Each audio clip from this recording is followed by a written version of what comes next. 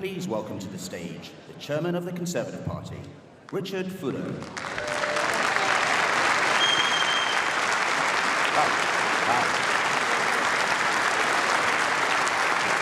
Good morning. Good morning. Good morning, everyone. Good morning. And it's a pleasure, truly, to be speaking to you on this, the last day of our conference. Hasn't it been a fantastic 4 days? Yes, it has. This year, you, our members, have been put back at the heart of our conference. Your questions to our fantastic leadership candidates, your discussions on policy ideas for the rebuild, and your opportunity to have your say in member debates for the first time in far too long. The first step in restoring your voice in the party, a positive member-led conference. What a contrast between the upbeat mood of our conference and Labour's 4 days of misery.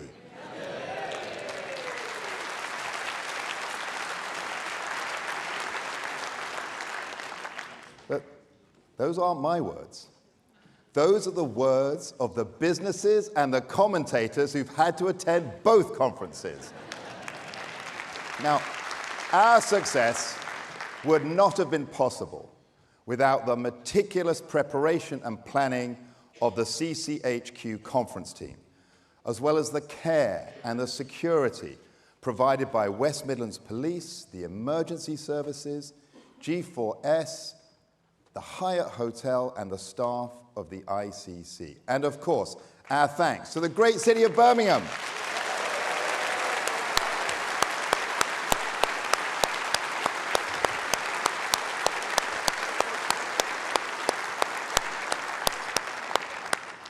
My final thanks, our final thanks, should go to our leaders of the Voluntary Party, and particularly to our conference chairman, Michael Winstanley. Michael, come on.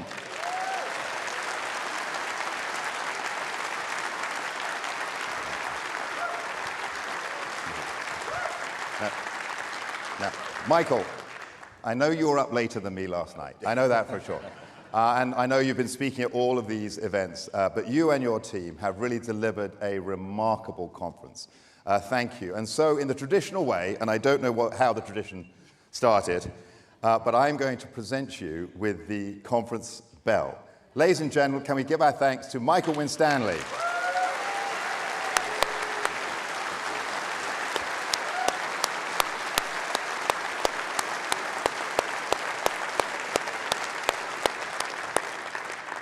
And now it's my pleasure to hand over to Stuart Andrew, our Chief Whip, to introduce the first of our leadership candidates.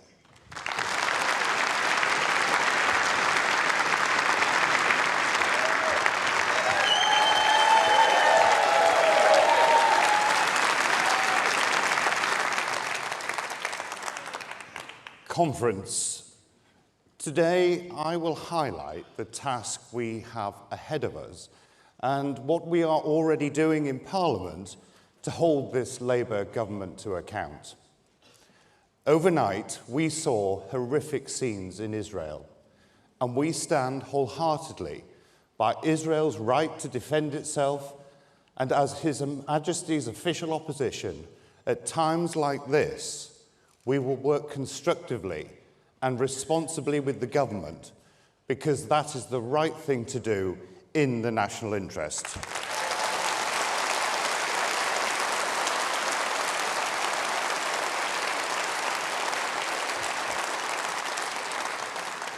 Conference is brilliant to be here with you all in Birmingham.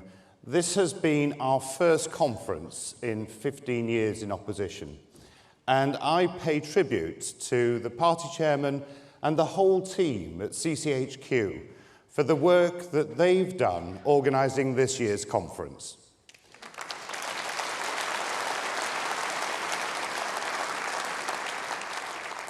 Now, as I was backstage, I couldn't help but think about that famous TV drama, House of Cards, where the infamous Francis Urquhart finds himself as chief whip during a leadership contest. And one by one, he eliminates each of the candidates until he is the last man standing.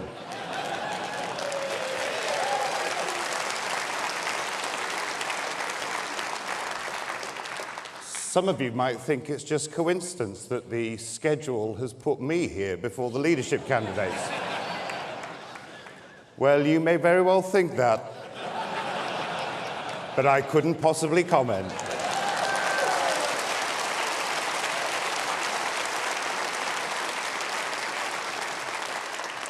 In all seriousness, it's an honour and a privilege to stand here ahead of hearing from each of the excellent candidates we have to choose from. Now, it's not often you will hear from a chief whip. We are normally the ones stalking the corridors of Westminster, ensuring the smooth and efficient running of Parliament. But as you have seen, at this conference, we are doing things differently. So here I am. Because I want your help with the future of our party and the role we all need to play in that. We all know that the general election result is not what we wanted, or what I believe the country deserved. Despite the very best efforts of so many of you here, we lost so many brilliant MPs who I, and I know you, hope to see back on those green benches again.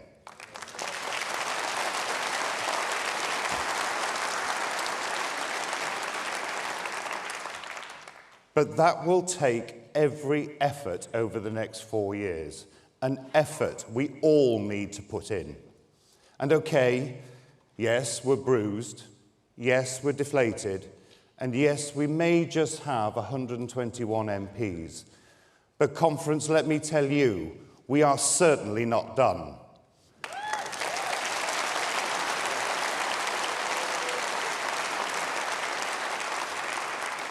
In fact, we are only just getting started.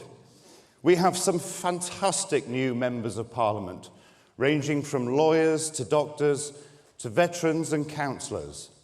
And they are focusing every day on showing their constituents and the wider country that Labour are not on their side. Because in the 12 weeks we've been back in Parliament, the mask has already slipped. Labour have proved what we all knew. They do not serve the British people, they serve themselves.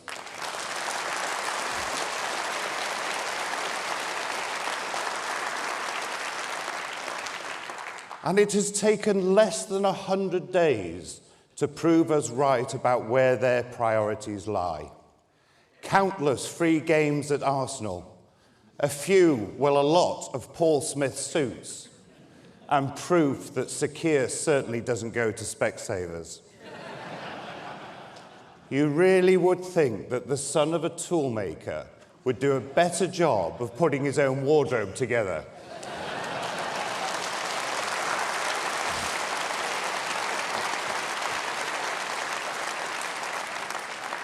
And at the same time, they launch a cynical attack on our pensioners, breaking a promise to freeze energy bills and destroying our oil and gas industry in Scotland. And that is why it is our obligation to hold this new Labour government to account.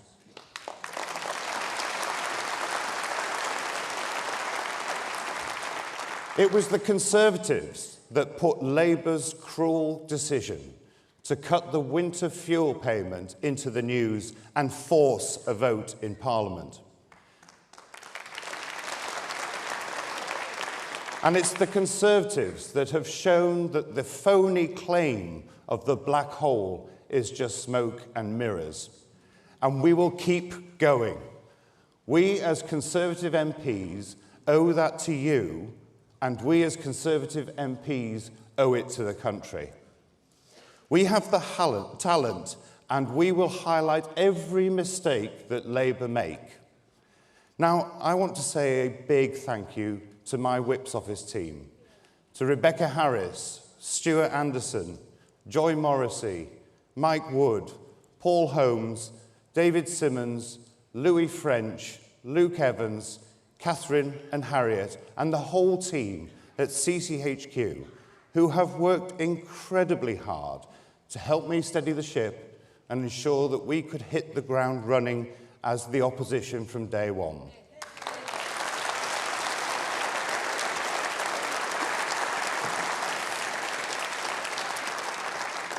And Conference, I need your help with that too. I am pleased that we are already coming together. Just look at the buzz we have seen at this conference over the last few days. We need to build on the positive atmosphere we have seen here, because we have to put the years of division behind us, or Labour, the Lib Dems and Reform are all off the hook. For some of you, your favoured candidate may not ultimately be our next leader. But regardless, we have all got to get behind whoever wins.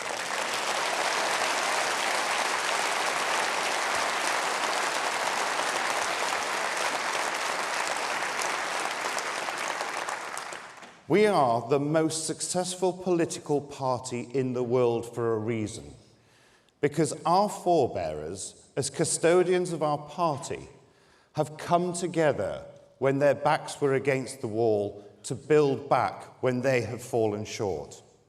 I, you, we are those custodians today, and we can build back again, and we will build back again.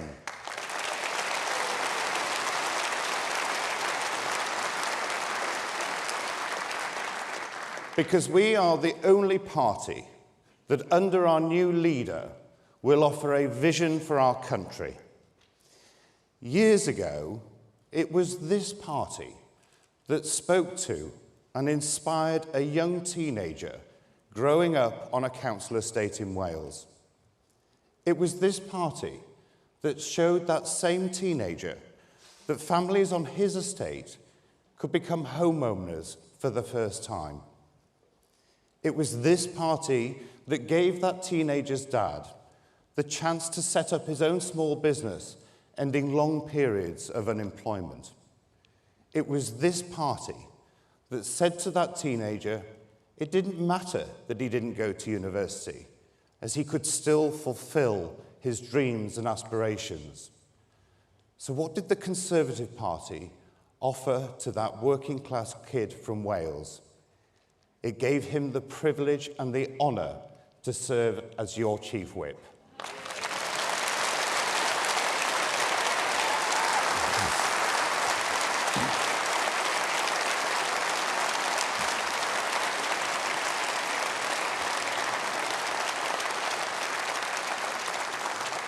And Conference, we can be that party again, inspiring the next teenager and those voters who stayed at home or voted another way, that the Conservative Party is for them. Conference, this is a crucial time for our party, but it is also an exciting time. We have 4 fantastic candidates who will now set out their plans for their country. It's on me as Chief Whip, or whoever takes on this role, to lead the way in Parliament. And I ask you, our loyal party members, to do the same across the whole of the United Kingdom. North, South, East, West, England, Scotland, Wales and Northern Ireland.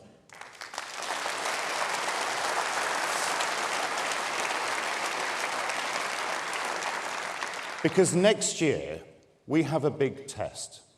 As we face crucial local elections, it's imperative we help our excellent local councillors and candidates. We cannot let them down. It is vitally important that we come together because the country needs a choice and we must grasp that opportunity. So let's unite behind the next leader and let's take the fight to Labour, the Lib Dems and Reform, and let's win. Thank you.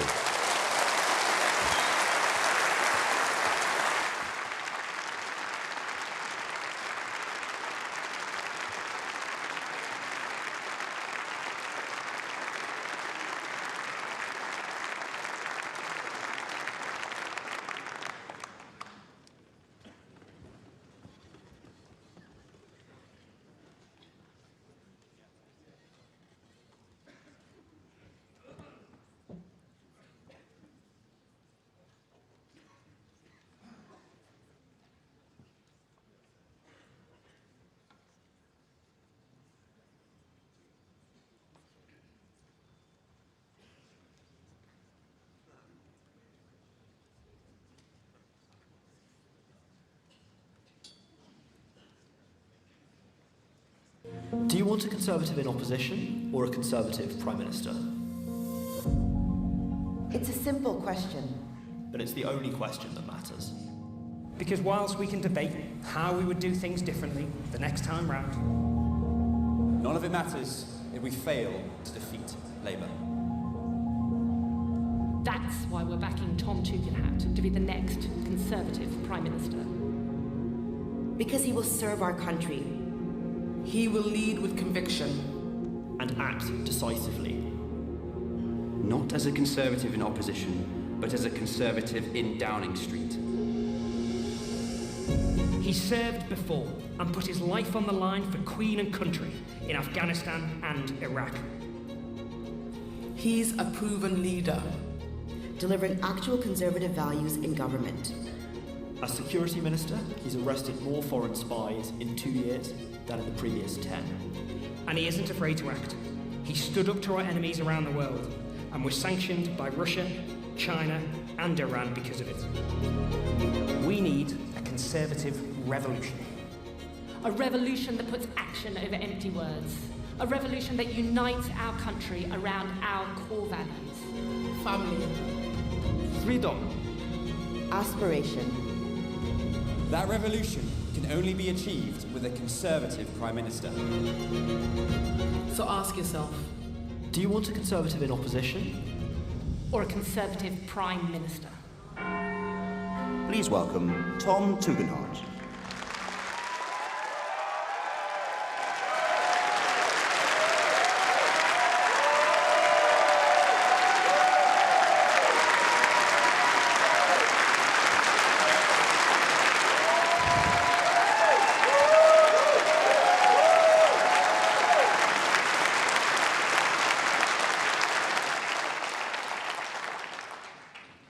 Well, good morning, conference. Should we try that again? Good morning, conference. Much better. Look, it's good to be amongst friends after, let's face it, something that was pretty, frankly, bruising, that last election. Boy, did that hurt. And yet, 4 days here with all of you has helped turn my anger and my disappointment into optimism. I can feel the energy. I can feel the determination. I can feel the hope. You, the beating heart of our party, know there is a way back for us. I know we can and we will rebuild this party. I know we can and we will reconnect with the British people. I know we can and we will restore trust. And if we do that, we can and we will win again.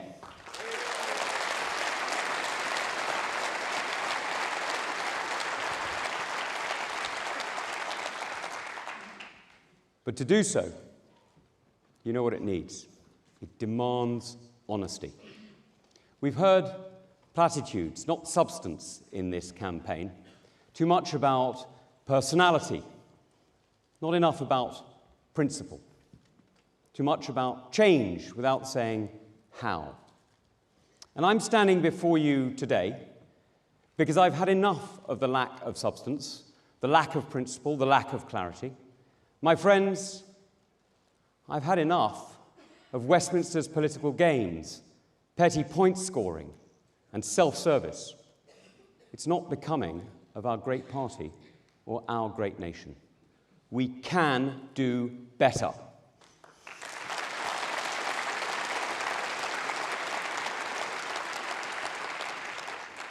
Now, I'm standing because what we need is leadership. I'm standing to lead not just this party, but to be the next Conservative Prime Minister of this great country.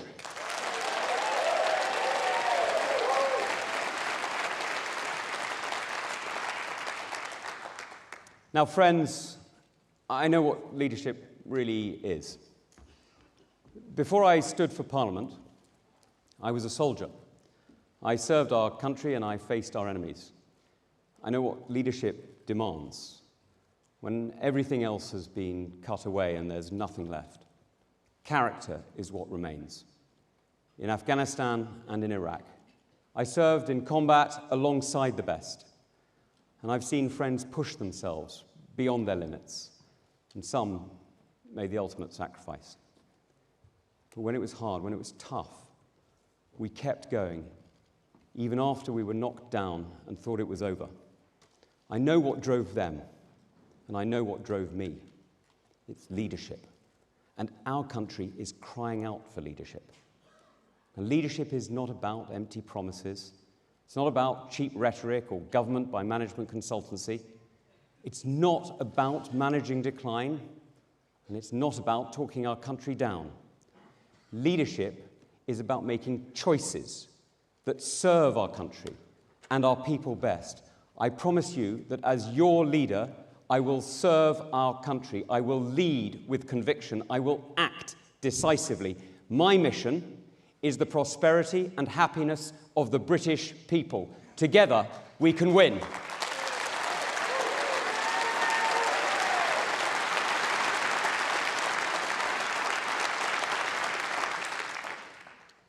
Now, over hundreds of years, we have defended freedom around the world, and we've always known what our flag means. I'm proud to know that where it flies, our values are always defended. Britain has been on the right side of history, and I'm proud of our history.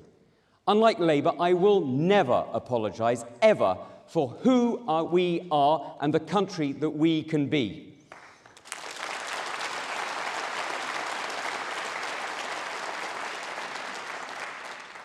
And from Churchill to Thatcher, our party has led the fight for freedom, united against the threats that we faced.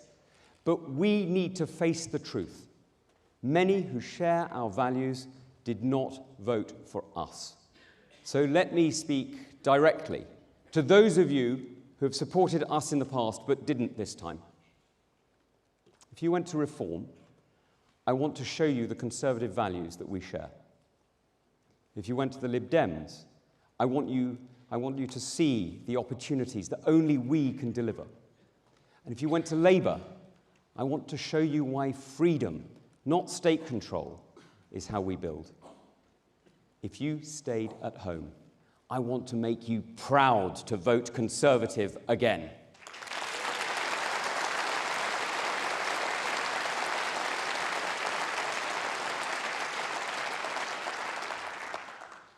Now, I will grip this party so that we're ready to rescue our country from Labour. I will turn us from a Westminster club into a champion of Conservative voices, from Holyrood to Cardiff Bay and Stormont, and every council across our great country. I will defeat Labour and lead us back to power in 5 years' time. We all know that this country cannot afford Labour. You can't afford Labour. I can't afford Labour. Lord Ali can't afford Labour.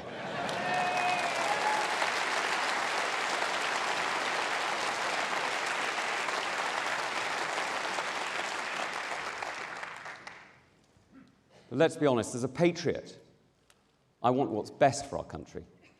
So I always want our country to succeed. Labour have already shown us who they are. They are the most venal and vindictive administration in decades. Starmer isn't just making pensioners pay for his union paymasters. He's undermining freedom of speech in our universities. He's trashing our border security. Instead of keeping us safe, he wants to police smoking in beer gardens. He's freeing criminals, not standing up for the police. Now, I know what it's like when a Labour government doesn't have your back. The last Labour government left our troops without body armour in Iraq and without helicopters in Afghanistan. As your Prime Minister, I will never abandon those on the front line.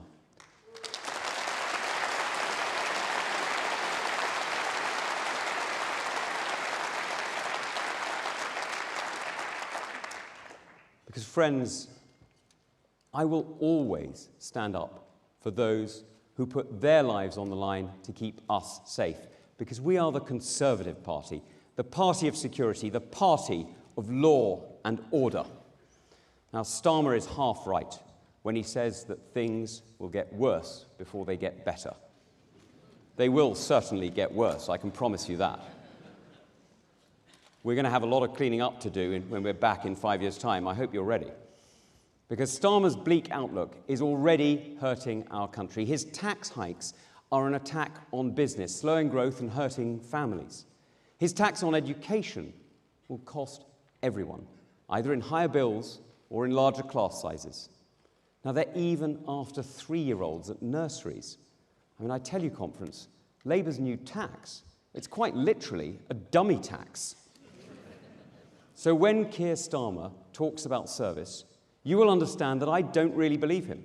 That's not what we mean by service, is it, conference? When I think of service, I think of our doctors and nurses, our teachers, our police officers, our armed forces. I think of those who sacrifice for our country every single day. That's service. When Keir Starmer thinks of service, he thinks of free tickets to Taylor Swift.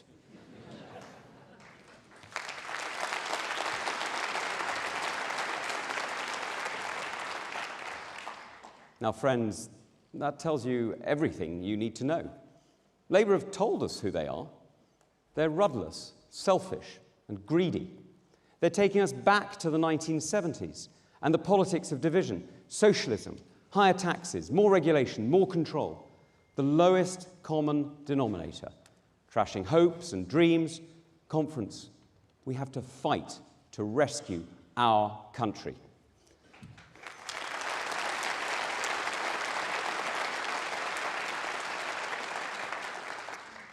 Now, the politics that drives me builds on the best in us and makes us stronger. So to those who want to divide us, I say this. I served with men and women of every religion and background with pride. We are one nation. We are one united kingdom. And the Conservative Party...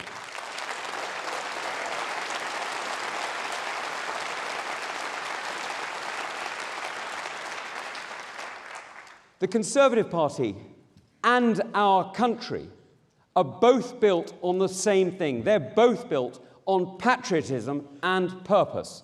Patriotism brings us together, and purpose gives us each a stake in our future. So as Labour's mandate evaporates before our very eyes, we need to be ready.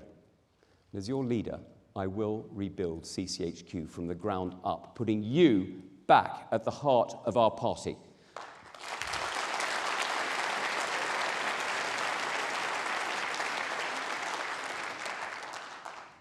And I will turn us back into being the campaign-winning machine that you know we can be.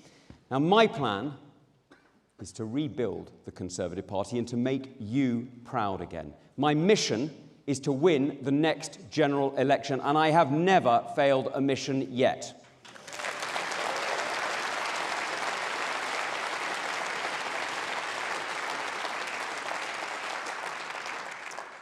So, conference, you know it.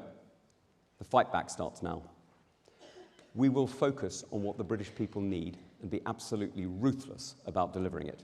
From healthcare and immigration to security and education, we will deliver. And we can bring down taxes, but not if we treat these symptoms separately. That is a prescription for managed decline. We can only fix the problem if we diagnose the cause. And it starts, as every Conservative knows, with our economy. Real growth, not the illusion of growth that has been boosted by migration, has barely shifted in the past 30 years. Now, that's left us poorer and more vulnerable. We need to free the economy. We need a new Conservative revolution. That's what Margaret Thatcher did. That's what we must do again. And we can do it. Our Conservative mayors have already shown the way. Ben Houcham in Tees Valley, with investment to turn Redcar Steelworks from a derelict ruin to the ground zero of growth for the North East, and Andy Street here in Birmingham, with homes and transport connections that generated investment and brand new jobs. They focused on delivery, not ideology. They understand that Britain needs leaders who just get it done, because Conservative leadership changes lives.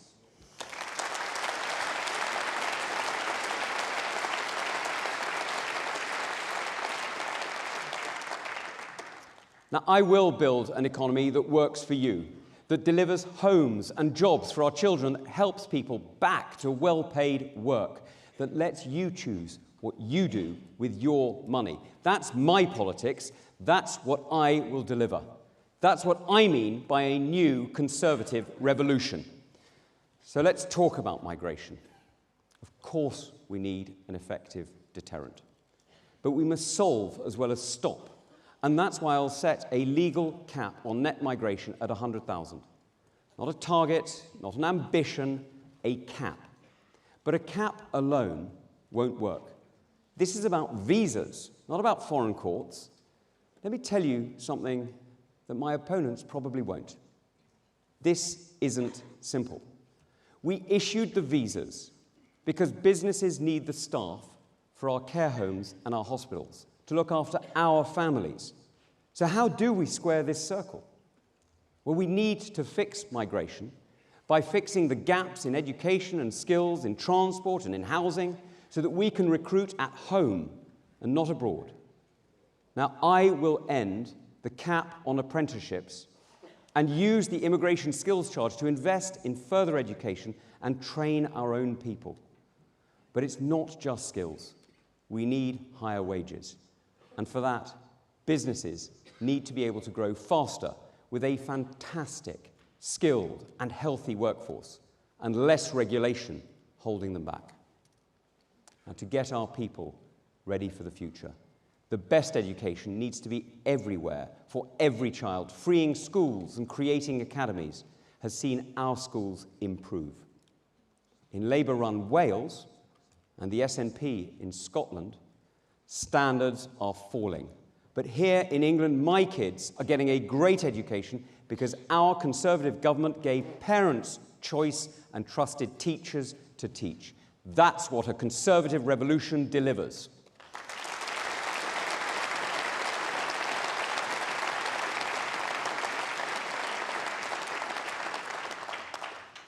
And for our families to stay fit, you know it, we need the best healthcare. In Australia, across Europe, they have better cancer outcomes and better access to doctors. Let's be honest, our health service is not the envy of the world. Our doctors and our nurses are fantastic, but the bureaucrats in charge slow down their ability to deliver. It's not about money. We need to strip away excess regulations and barriers and put the patient at the centre of care.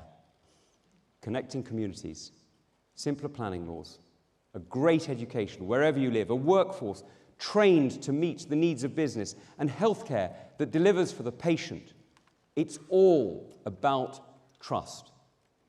Trust is the foundation of growth, the foundation of the growth that we need to see our country prosper. Trust allows us to simplify our laws and to bring down taxes. Now, my vision of a Conservative Britain is a Britain where people are trusted and free. We need a Conservative revolution in thinking across the government to get there, and the only way that we're going to industrialise our economy and get jobs back here is to have a Conservative revolution now.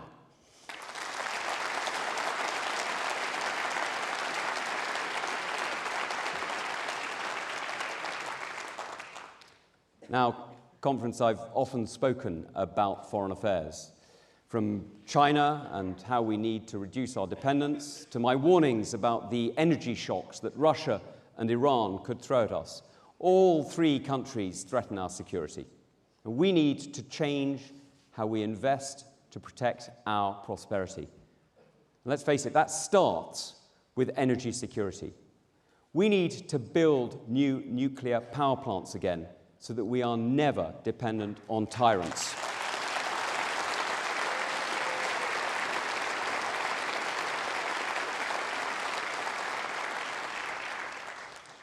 The lesson from Germany is stark. They bet on cheap Russian energy, on fast Chinese growth, and they left their borders open. Now, none of those bets have paid off. Dictators are dictating the terms of trade once more, and that's why we need to stand with our allies. That's why I was proud to be in Kiev and to hear so many cheering Boris Johnson and Ben Wallace for their courage in standing up to Putin. I will always stand for freedom.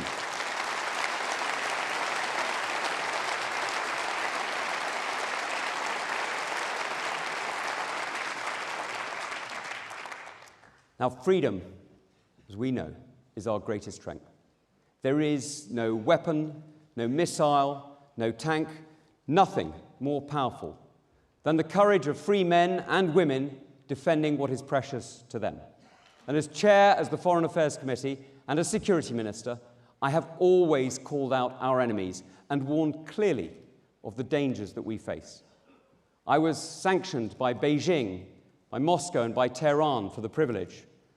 The same Tehran that overnight launched hundreds of missiles against Israel, a country it has vowed to destroy. And I'm proud of the role played by our armed forces overnight. In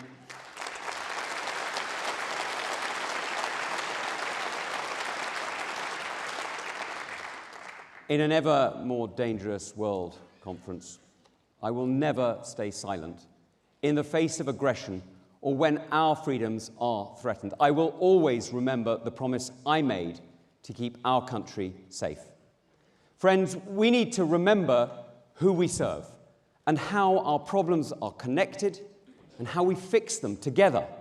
We need to give young people the chance to own a home, connect that home to work and that work to growth. That's our route back. That's how we win again, by remembering that conservative principles start with the family and build to the nation, by remembering that conservative economics help you control your own life and your own wealth, by remembering that conservative delivery starts with the patient and the pupil, not the faceless bureaucrat. When we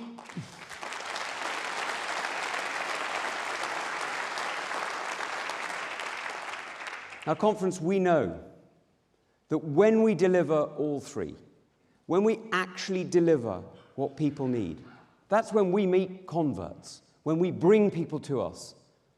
We don't make enemies. So, Conference, I will tell you what a conservative is. Someone who believes in Britain, who believes in limited government, who believes in free trade and responsibility to others. Now, we are not afraid of the future, because we are building on the strong foundations of the past. And I'm standing because I believe in Britain. I have fought for Britain, and I've had enough of those who want to manage decline. That's what socialism delivers. That's not who I am, it's not who you are, and nothing is more fatal to a mission than losing faith in the future. Nothing is more fatal to success than setting our ambitions so low that we don't even try. And nothing is more fatal to a nation than giving up on our belief in it. Now, that's why we must win. Not in 10 years, not in 15, but in 5. We can't afford Labour. The country can't afford socialism. We cannot afford to wait. And I will not wait. It's time to seize the moment and turn this around.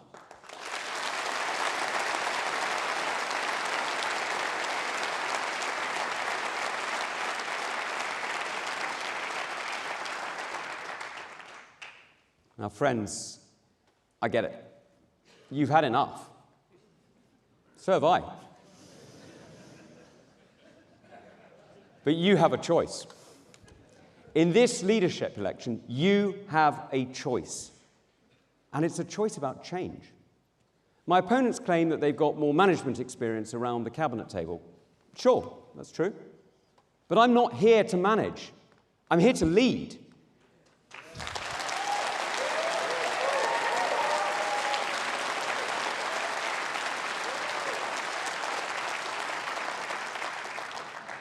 My friends, you know it.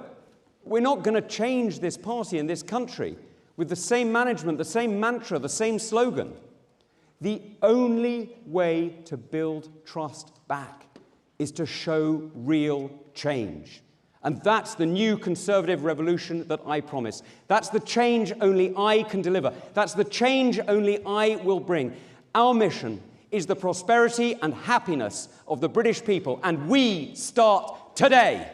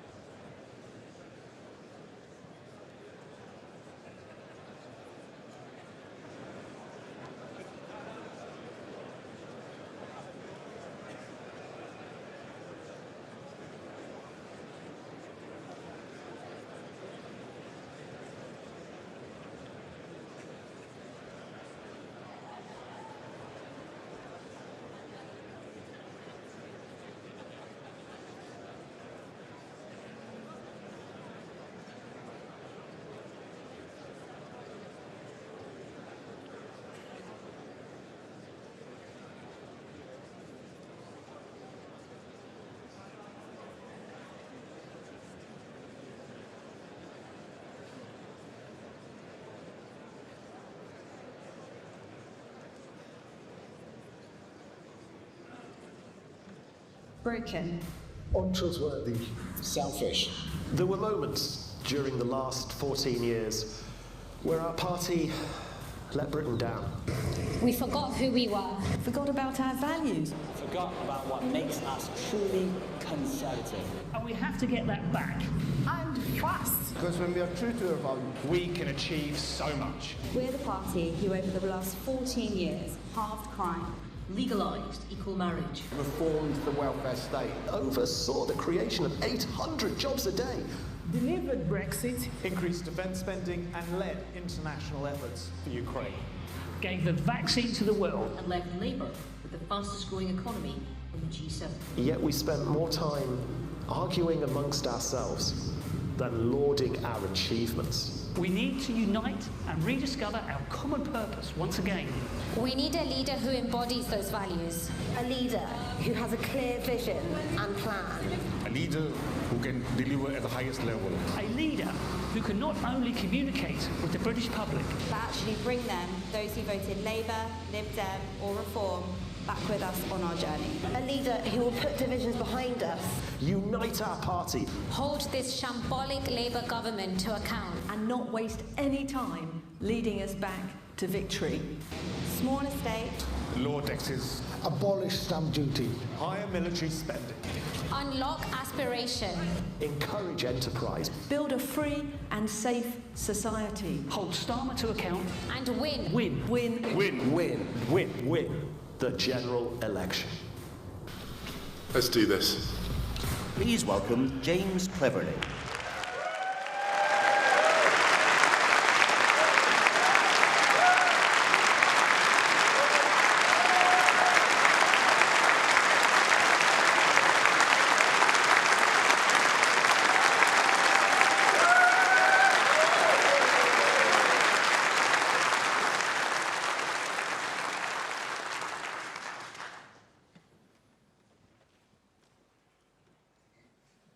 What's the purpose of our party? What's our job? Why are we here? We're currently in opposition, but we don't exist to be in opposition. We're in politics to serve the British people and to make their lives better. It's not our right, but it is our mission, our duty, and intent. So we need to get back on track. But before we can do that, there's something we need to say. Sorry. Sorry on behalf of the Conservative Parliamentary Party who let you down. And we have to be better, much better. And under my leadership, we will be.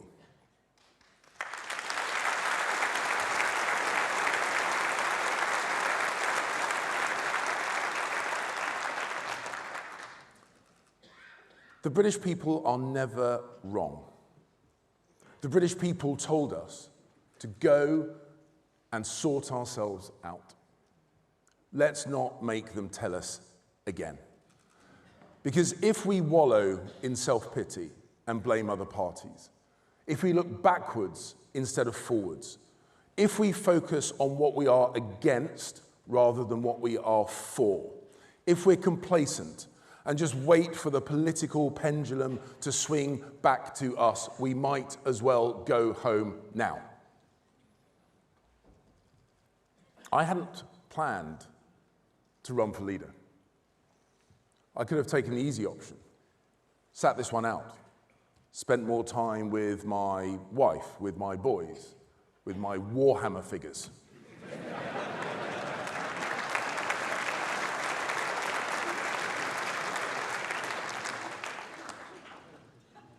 But I went into politics to get things done, not watch from the sidelines, and all the more so after the defeat that we've just had. I need to do this for the party that I love and for the country that I love. My mum came here from Sierra Leone in the 1960s. And my father grew up on a council estate in Downham in southeast London. He qualified as a surveyor and started a small business. She studied nursing and became a midwife in the NHS. And I'm gutted that she didn't live to see me elected and become an MP, or represent our country as Foreign Secretary when I visited Sierra Leone.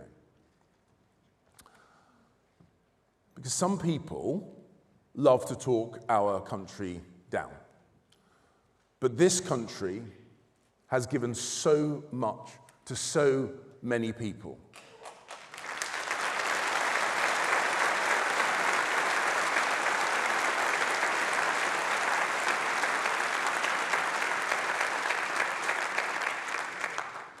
Including my family.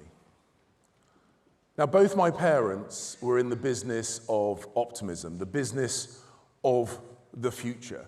Because what can be more optimistic than helping people buy their own home, or bringing thousands of newborn children into the world like my mum did? That's what a politician and a political party should be for and should be.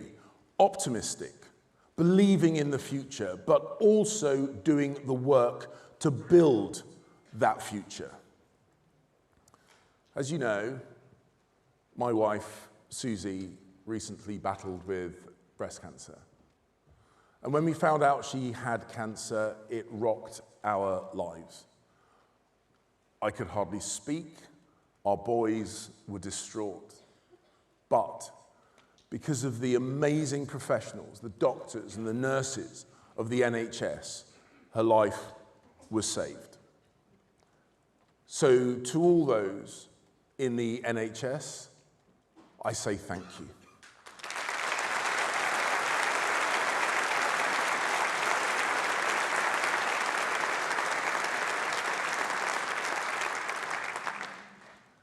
And it's because of them that she sits in this auditorium with us here today.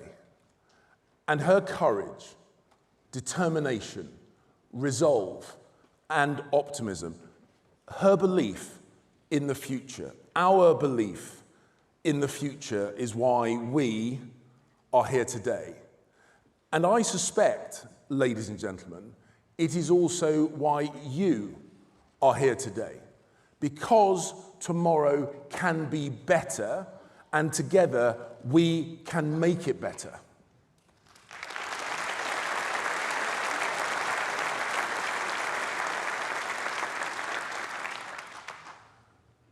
It's perhaps no surprise that I followed in my parents' footsteps. Small business and then public service. Optimistic, believing in a better future, but also doing the work, doing the hard yards. Because getting from my childhood home to this stage wasn't straightforward. I grew up a mixed-race kid in Lewisham. Now, at 19, I joined the regular army, but I got injured and I had to drop out. So I joined the reserves and served for over 30 years in the Royal Artillery, finishing as a lieutenant colonel. Now, I don't pretend to be a war hero, but I did command a battery in Bristol of 100 soldiers. And one day, I got the call. I got mobilized. I thought I was going to Basra or Baghdad, and I was sent to Luton.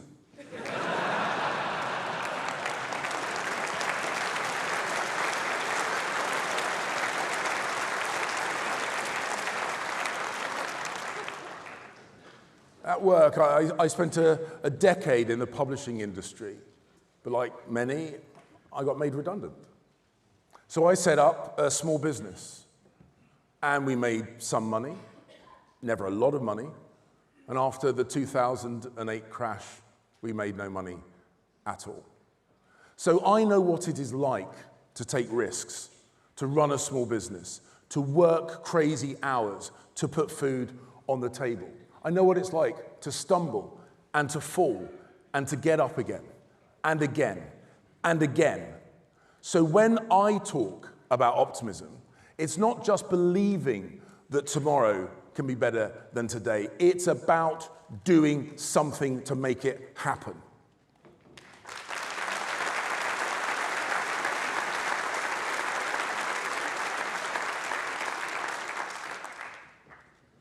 My political hero was Ronald Reagan, and he knew what optimism was. Even in the depths of the Cold War, he made Americans want to vote for a conservative. Not reluctantly, but with enthusiasm. And then what did he do? He cut taxes. He cut regulation. He boosted military spending, and he won a landslide. So let's be more like Reagan. Let's be enthusiastic, relatable, positive, optimistic. Let's be more normal.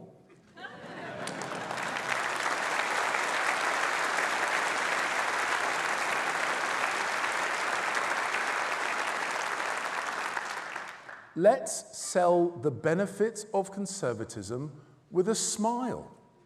Because if we do, yes.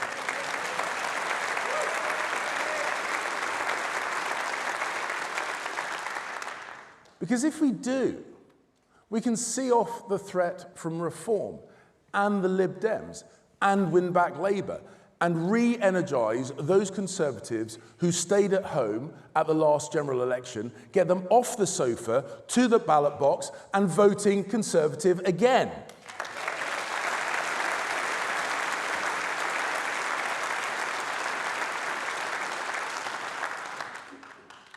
And let's make sure that they do it not holding their nose, but with a spring in their step and a smile on their face. And we won't win back those voters by pretending to be something we're not. We win back voters by being honest, by being professional, by being conservative.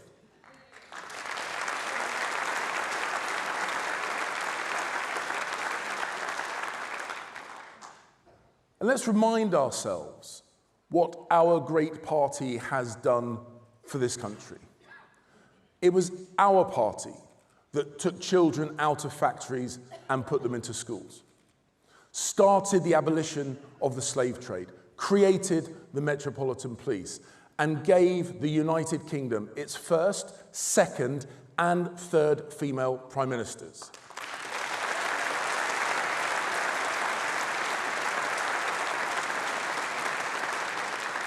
It was our party that passed equal marriage, quadrupled clean energy, raised education standards.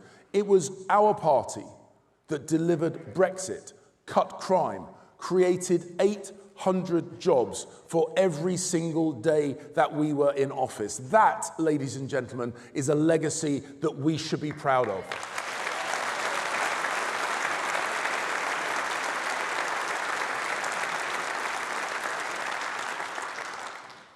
Don't let anyone trash our record. Be proud of our record.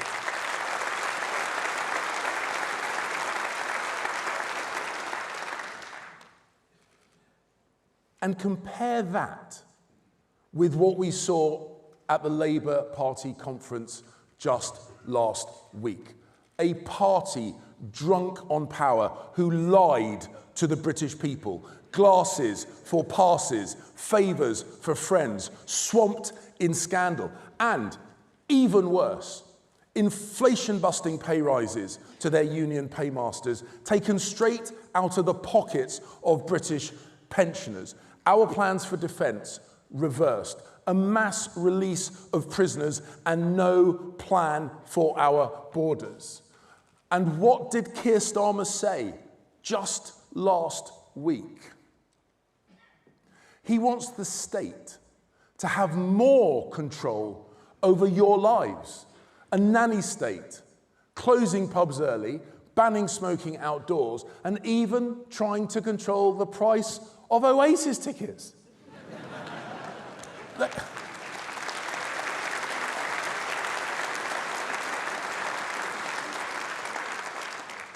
They are completely out of their depth. And we need to be ready. And we need to hold them to account. Not next year, or in 2030, or after that, but now.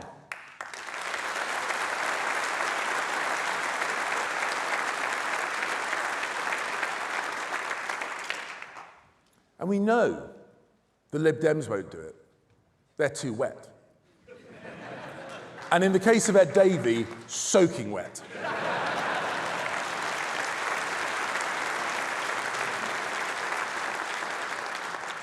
And Reform can't. They're just a pale imitation of our great party.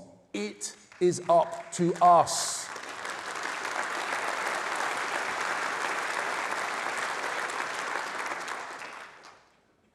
And never forget, Reform didn't deliver Brexit. We did. Reform didn't cut immigration. I did. And mark my words, we will beat Reform by being the best version of ourselves, not a pale version of anyone else. So no mergers, no deals.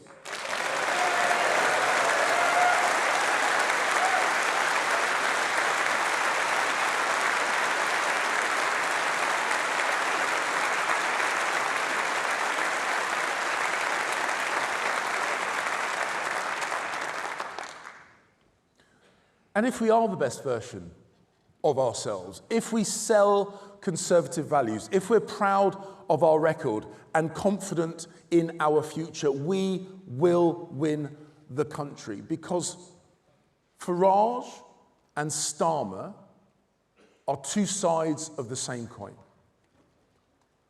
They both think that life was better in the past. Farage thinks life was better before we joined the EU. Starmer thinks it was better before we left. And they're both wrong. Our best days are ahead of us. Because just as my parents were in the business of the future, I am in the business of the future. And so we need to reject this 1970s attitude that decline is somehow inevitable, but perhaps we should just fall off the perch slowly.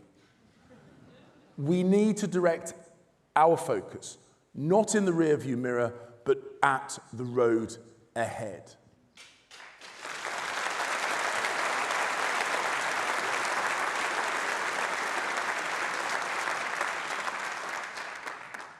So, conference, how are we going to face the great challenges of our time?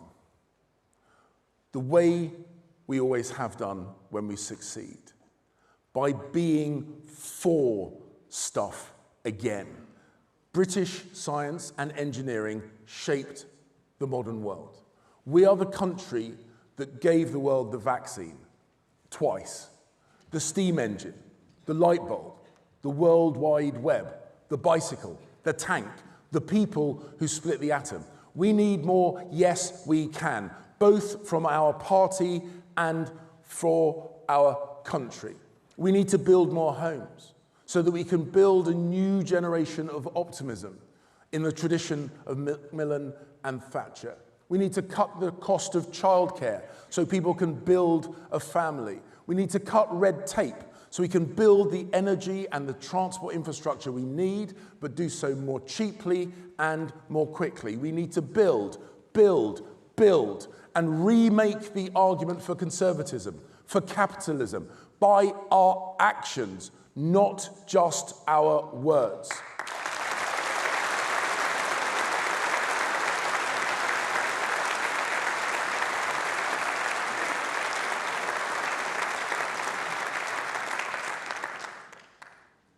And we need to get rid of bad taxes, like stamp duty. We need to make sure that work always pays.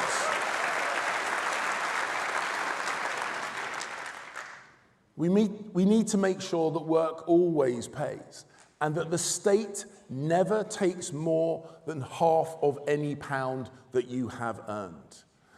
And let's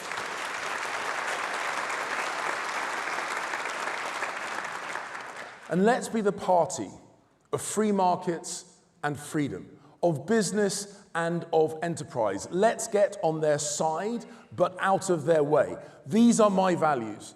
These are consistent values, not opportunistic. A signpost, not a weather vane. It's what I have always believed in, and it's what I always will believe in. Because conference, talk is easy. Doing is hard. And we need a leader who can deliver from day one. Someone who has already done the tough apprenticeship that you need to be the leader of the Conservative Party and our next Prime Minister.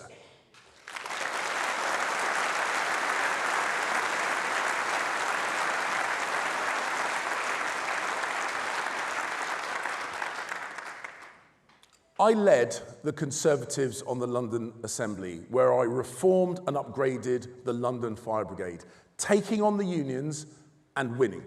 That was a tough apprenticeship. On the Metropolitan Police Authority, I kicked out corrupt coppers, and that was an important moral apprenticeship. As Conservative Party chairman, I got our candidates selected in record time so that we could fight that 2019 general election. And I got our campaign machine ready to fight. And yes, we won the biggest majority since Margaret Thatcher. We got Boris elected and we got Brexit done.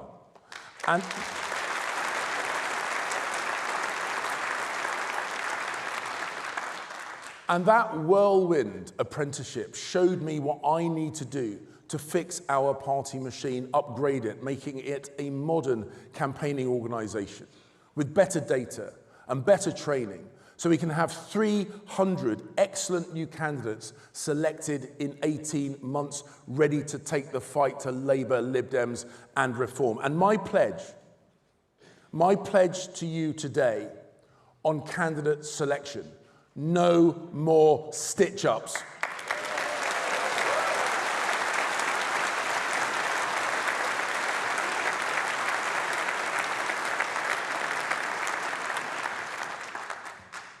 conference, we need to choose someone to lead us who has already done their apprenticeship and get this party winning again. As Foreign Secretary, I strengthened our posture on Iran. I dealt with Putin's nuclear threats.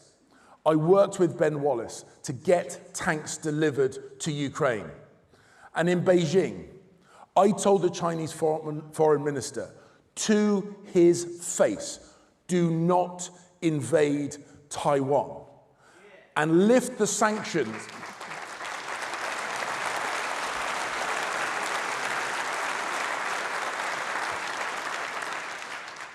And I told him directly to lift the sanctions on my parliamentary friends, even those who have decided to run against me.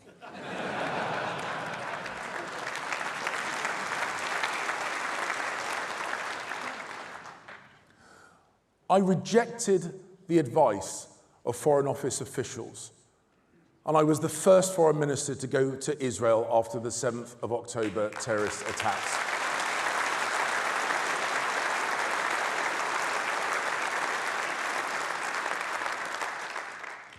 Because leadership is about standing by your values and standing shoulder to shoulder with your allies and friends. And I, today, restate my unwavering support to the people of Israel and their right to defend themselves.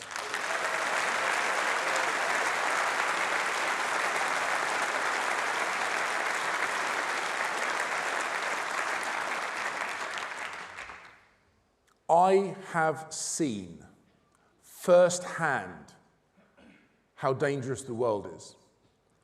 And that is why I commit to an increase in defense spending to 3% of GDP.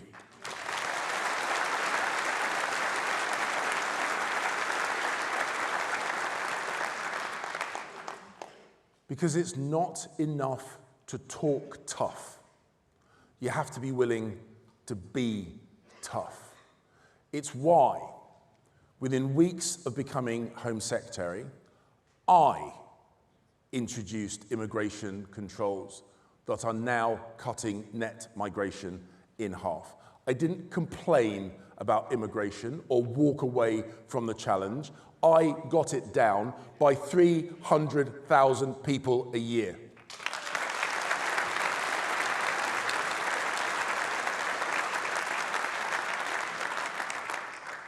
I deported foreign criminals and terrorists. I stripped citizenship from those who seek to do us harm. And I supported our Jewish community here in the UK, tightening the policing response to the protests about Gaza and holding the police accountable for their actions and their inactions.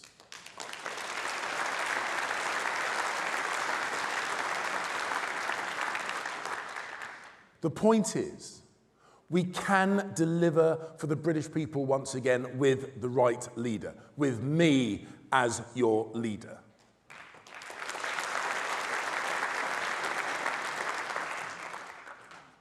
Because leadership is about things like making the tough decisions when you get that ugly phone call in the middle of the night about keeping this country safe. And because I've been there, because I know in detail what the government should be doing right now, I know in detail how they're failing. Now is not the time for an apprentice.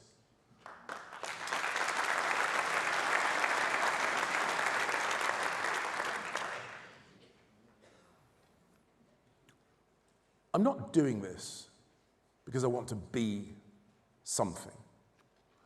I'm doing this because I want to do something. Renew, yes. Rebuild, yes. To deliver for our party, yes. But mainly to deliver for our country.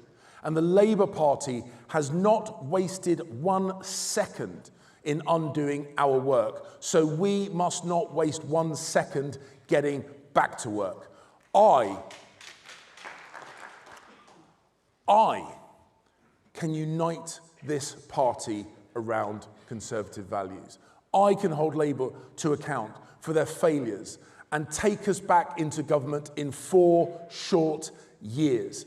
Because the people in this room, standing for election in May, can't wait a day longer than is necessary for us to get our house in order. There is no time to lose, and I don't lose.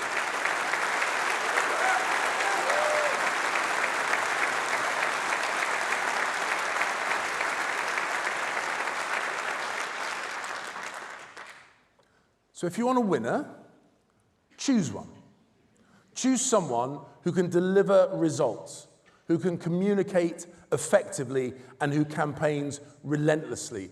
Choose someone who you know and who is tested and who doesn't hide from the media. Choose someone who is not afraid of the public but is popular with the public. And choose the candidate who Starmer, Farage and Davey fear the most. Because I will not accept the status quo. I will not accept defeatism, and I will not accept defeat.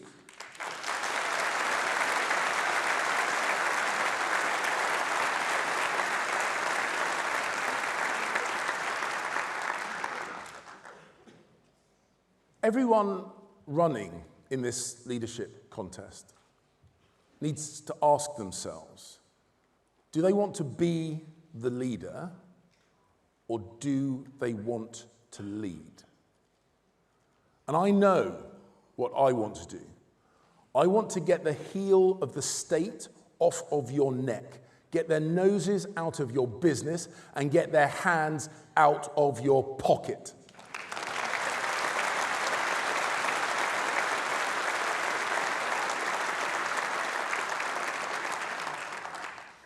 As your leader, I will not waste a day dreaming about yesterday.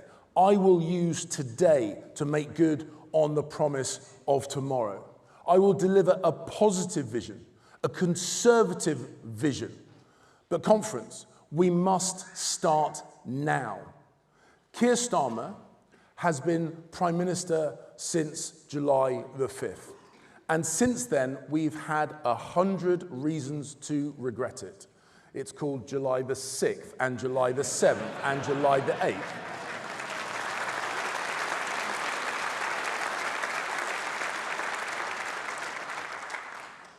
And I don't know about you, but I don't want to live under a Labour government for 1 minute more than we must. So it's in our hands, yours and mine, to turn this around. And we can. Because the facts of life, the simple desire to aspire and achieve, to provide safety and security for your family, to own a home, to build a life and give your children a better tomorrow than today. These are conservative facts. We may have lost our way, but it's time to get back on track. Because history shows that while we have no right to govern, we govern when we get it right. So let's unite. Let's rebuild this party of ours, council by council, seat by seat, ward by ward, street by street, one party with one purpose, to turn the page on this useless Labour government, to get to government, to look to the future with one voice and say that it is morning once again in this great country of ours. That must be our mission. That must be our purpose. So join me on this journey, and together we will win, and we will be in the business of the future. Thank you.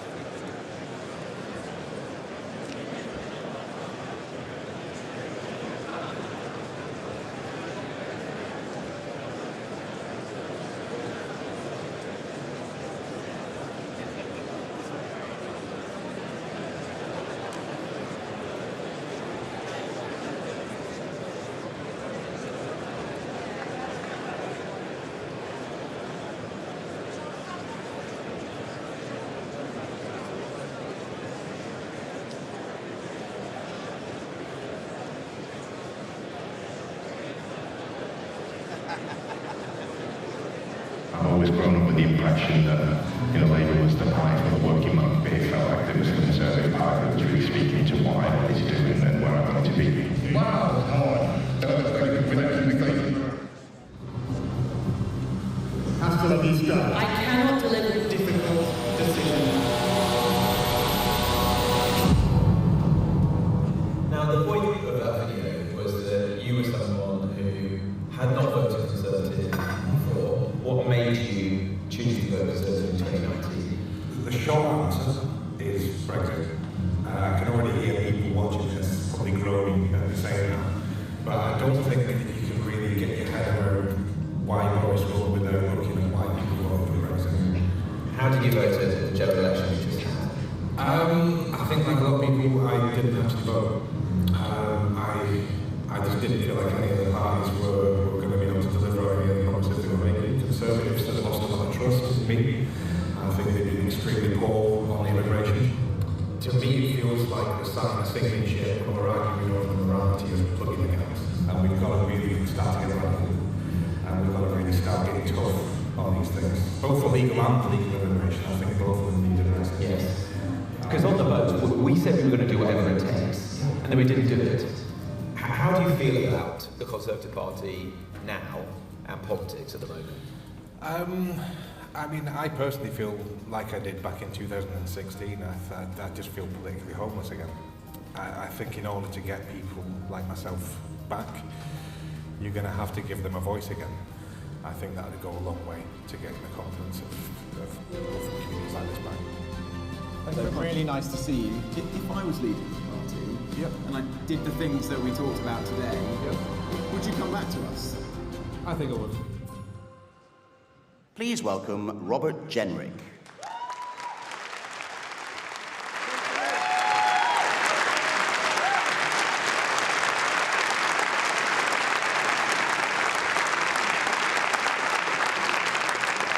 Hello. It's great to be here. It's great to be home. I'm a Midlands man. I grew up just down the road in Wolverhampton. And it's good to be back. Look, before I tell you about where I want to take this party, where I want to take our country, let me tell you about the place that made me. 50 years ago, in 1974, my dad, Bill, and my mum, Jenny, came here to Birmingham. Dad got a job at the last great iron foundry of the Black Country in Coseley. It was a vast Victorian metalworks that had made the pots and the pans of the empire. It was called Cannon Industries because it had made the cannon for Wellington's army. My dad loved that. Mum and Dad came here to the West Midlands to put down roots, to get on in life. But their dreams were put on hold because Britain was broken. Industries were crippled. Councils were bankrupt. Hope was gone. Then, as now, a new Labour government, so fresh, but already so stale. And what about us? What about the Conservatives in opposition? Well, the truth is, we were broken too. We had drifted into accepting a failed status quo, into believing that the best the Conservative Party can do in government is to manage decline. But in that year, in that momentous year for my family, 1974, our party made a big decision. We chose to change. We chose to change our leadership, to change our policies. We chose to reject defeatism. We reignited our confidence by looking again at our purpose and saying loudly what this party stands for. And the choices we made that year, 1974, led our party to victory in 1979 under one of my heroines, a woman as strong as the iron cast in my dad's foundry, Margaret Thatcher.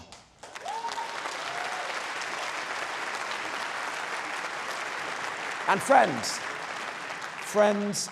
her Conservative Party reversed Britain's decline, and it did so by backing people like my mum and dad. They bought a home, they started a family, they founded a small business. They didn't need to tell me what their values were. They lived them.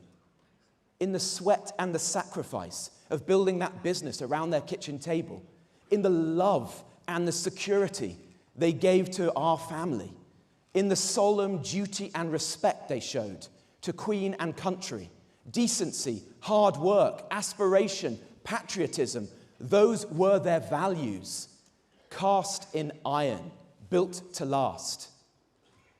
I am so grateful to my parents, and I want to say thank you.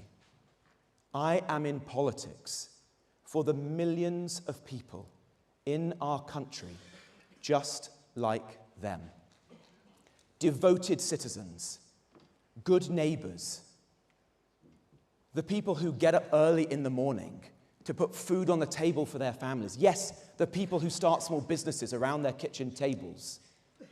The people for whom there is no pressure group pressing their case, no lobby demanding their so-called rights.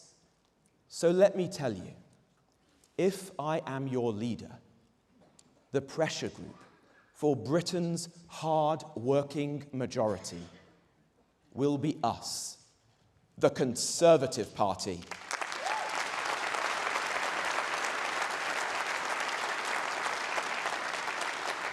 That's who I am in politics for. But who is Sir Keir Starmer in politics for? Well, the last 3 months have shown us who. Convicted criminals walking free, illegal migrants given an amnesty, well-paid train drivers given yet more money. All the while, the hard-working silent majority waiting for huge tax rises, the nation's wealth creators fleeing en masse, and millions of pensioners betrayed. Imagine, friends, imagine how cowardly you have to be to rob poor pensioners just to placate your union paymasters. In fact, that is not just cowardly, that is shameful. That is shameful. Now listen, they have had 14 years to prepare for government. Where's the vision? Where's the boldness? The country just voted for change, and all we've got is more managed decline. Sir Keir Starmer will take the knee, but he will never take a stand. He doesn't even take a stand at the football anymore. He's up there in the executive box with his mates. Look, it is painful that Starmer can't see what we see. A nation that has given more to the world than any other. A nation brimming with potential, with talent, with so much to offer. Let down only by big government and small-mindedness, by high taxes and low ambition. Starmer sees a Britain fated for decline, needing more migration, more tax, more spend, more woke. The country needs a leader. Instead, with Starmer, we've got an undertaker.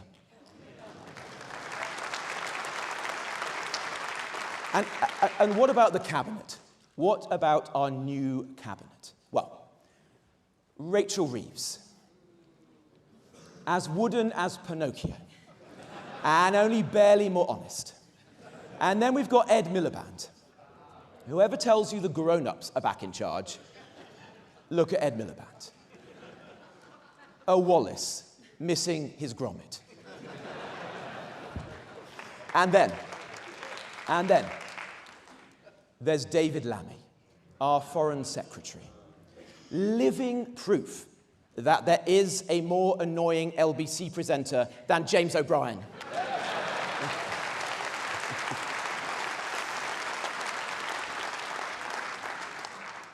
But seriously, friends, if we are going to change this party, if we are going to turn it around, we've also got to be honest about where we've got to and what we did in our 14 years in office. I am so proud of the achievements that we made in government. We reversed the appalling damage done by Gordon Brown to our public finances. We transformed our schools. We unleashed a decade of record levels of employment. We created a fairer welfare system. We got Brexit done, and we stood by Ukraine in her hour of need. We led Europe in the defense of Ukraine. So, friends, I will always celebrate our achievements. But we can't. We can't bury our heads in the sand. Just as we celebrate those achievements, we need to be honest with ourselves. The country just doesn't trust us right now. We've just suffered our worst ever electoral defeat. We lost more seats and we won fewer votes than any government ever. It was a comprehensive defeat, and it needs a comprehensive rethink. So just as I will defend our achievements, I will be painfully honest about our failings.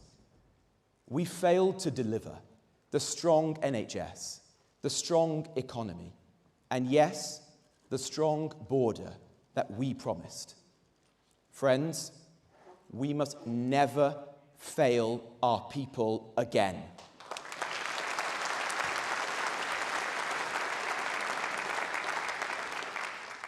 And the truth is this: if we are going to change this party, to restore the trust and the confidence of the people, if we're going to tackle together the immense challenges our country faces, we are going to have to build something new, a new Conservative Party. That is what I call for today. A new Conservative Party, nothing less than that, built on the rock of our proudest traditions and noblest values, but a new Conservative Party. And if I am your leader, that is what together we will build, a new Conservative Party. Now, you know that I loathe empty rhetoric, big words and little action. That is part of the reason why we are where we are. You know that I will take a stand. You saw me take a stand last year. And frankly, it is the only reason why I won my seat of Newark at the general election. Against all the polls and the pundits, the only seat that our party won in the whole of Nottinghamshire and Derbyshire. Because my constituents, to whom I owe so much, knew that I took a stand. For them, for the country, for the change we need. So, today, let me set out 5 changes that this new Conservative Party must make, 5 stands that this new Conservative Party will take. And let me begin with this one. We must take a stand to secure our borders. We must secure our borders.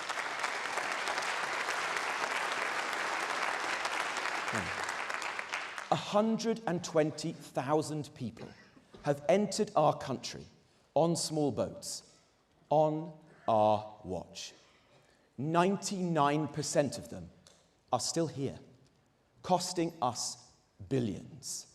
Frankly, there is no future for this party unless we take a stand to answer this problem. And the way to do that, we all know, is to detain and swiftly deport everyone who comes into our country illegally.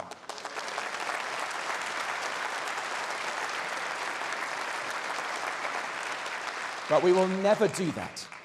We will never do that. It is impossible unless we leave the European Convention on Human Rights.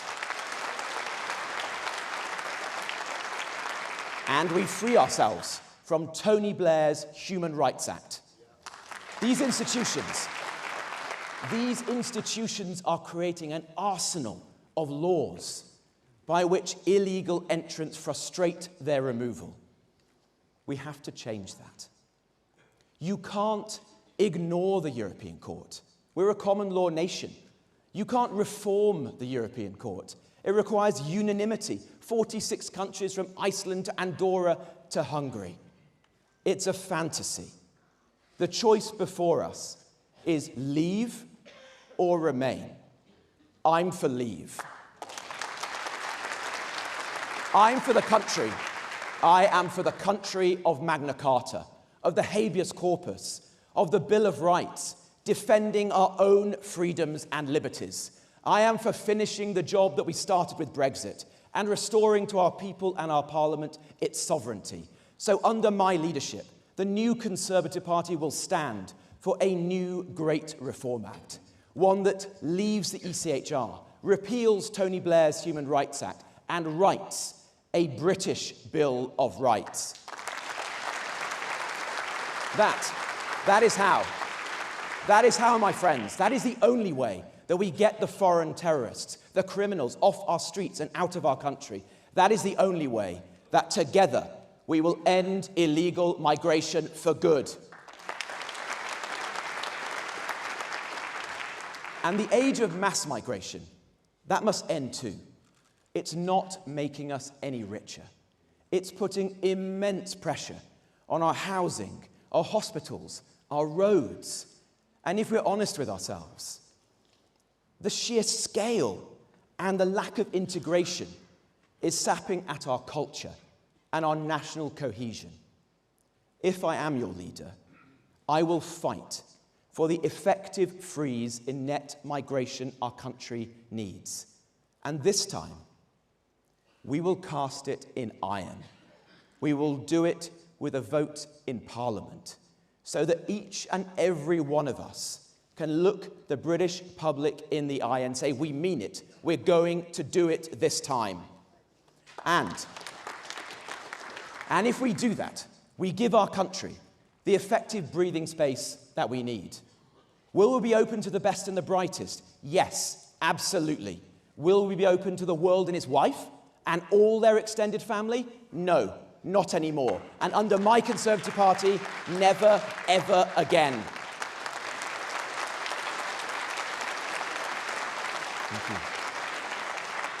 And secondly, we must take a stand on net zero. Since 2001, energy prices in our country have quadrupled. Factories have closed. Families have suffered. And this is all because we have become so reliant on expensive forms of energy, like offshore wind. Now, Ed Miliband wants to phase out gas over the next 5 years. Now, in 2015, we knew that putting Ed Miliband and power together was a very bad idea. How right we were. We have to oppose his plan. It's going to send energy prices sky high. But we also have to oppose the root of the problem, the serious issue. And that's not the principle of net zero, but the crazy interim binding targets put into law by Gordon Brown. It's the mad targets, the carbon budgets, that don't take any account of innovation that's driving the mad policies. So I say that with our new Conservative Party, we will stand for cutting emissions, but we will never do it, never, on the backs of working people and by further deindustrializing our great country.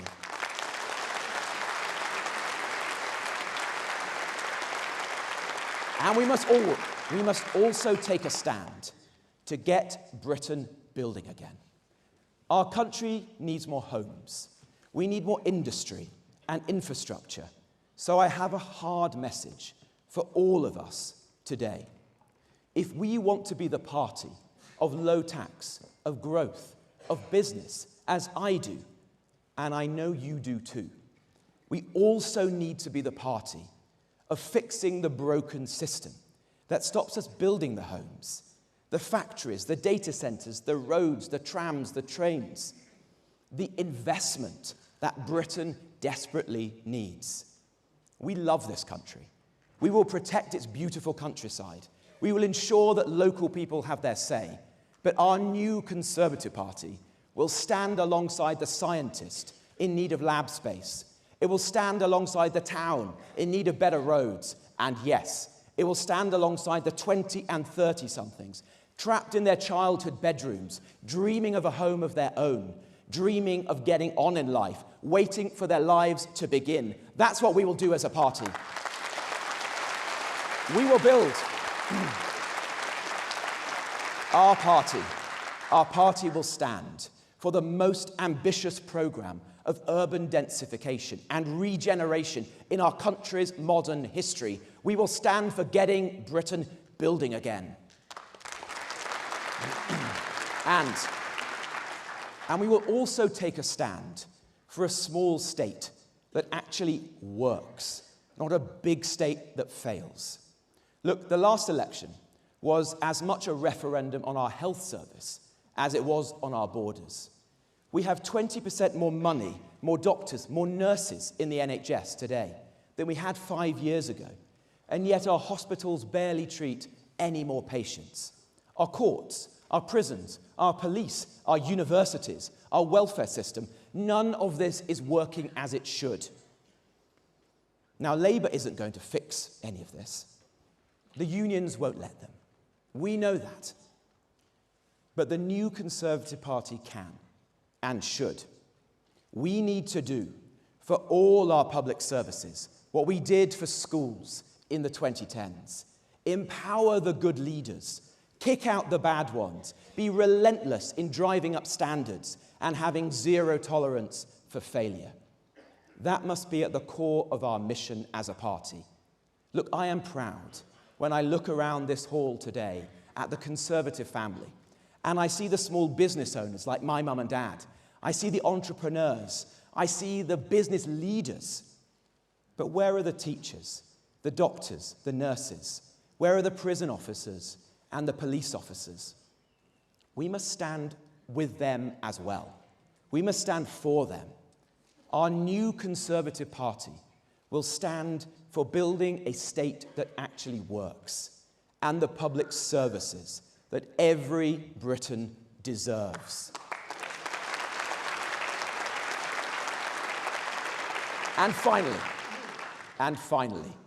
we must stand for our nation and our culture, for our identity and our way of life. Why is it that so much of the British establishment seems to put Britain last?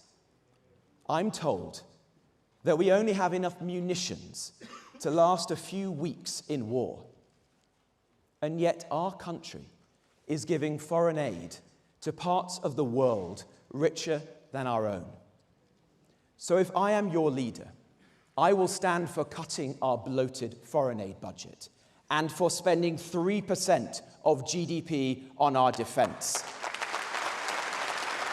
Finally doing what government is meant to do, the first duty of any government: keep the British people safe. And what of our culture? Well, how have we come to the point where a teacher from Batley remains in hiding because in a class on free speech, of all things, they showed a cartoon of Muhammad? How have we come to the point, on our watch, in which the NHS has facilitated thousands of children to have life-changing, life-altering surgery? How have we come to the point where the RAF, the Royal Air Force, has chosen pilots on the basis of race and gender? Well, I say, our new Conservative Party, we will be tolerant, but we will stand for never tolerating any of this ever again.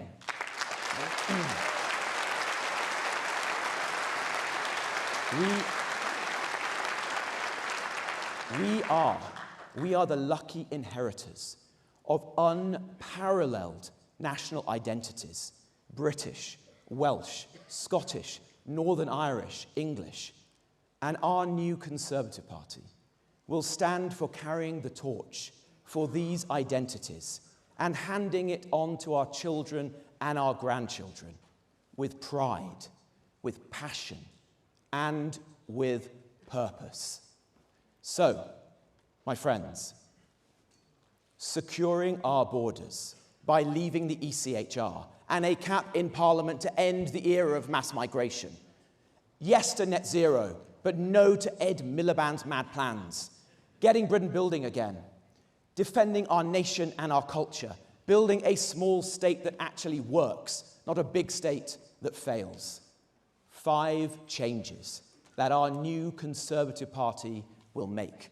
5 stands that this new Conservative Party will take.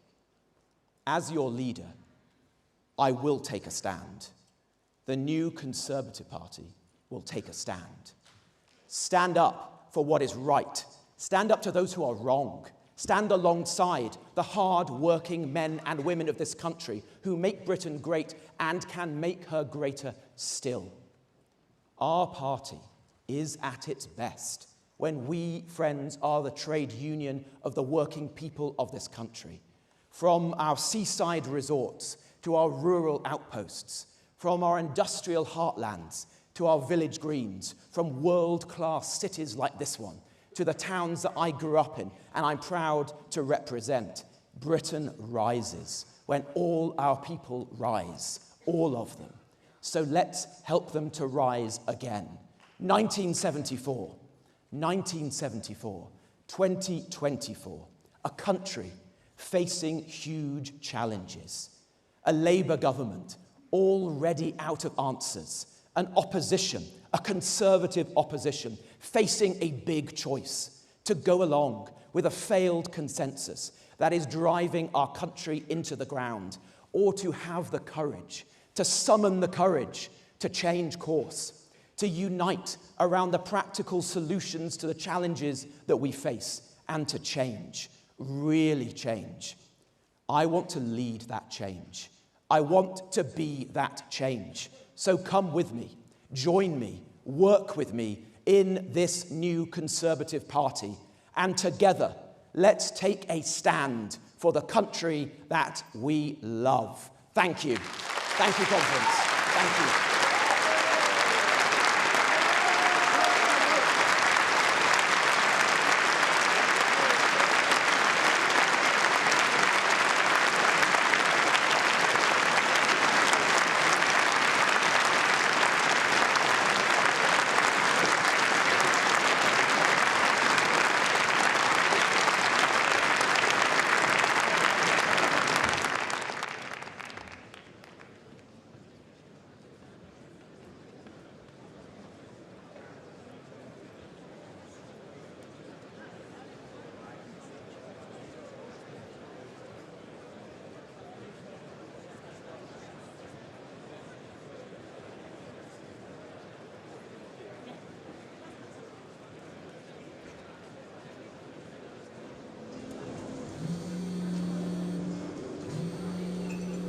Even in this room and outside, we feel frustrated and angry that the political class has failed to deliver on its promises. There's no trust in politicians from any party, left, right, centre. Trust and confidence in our Westminster politicians is at the lowest ebb that I can remember.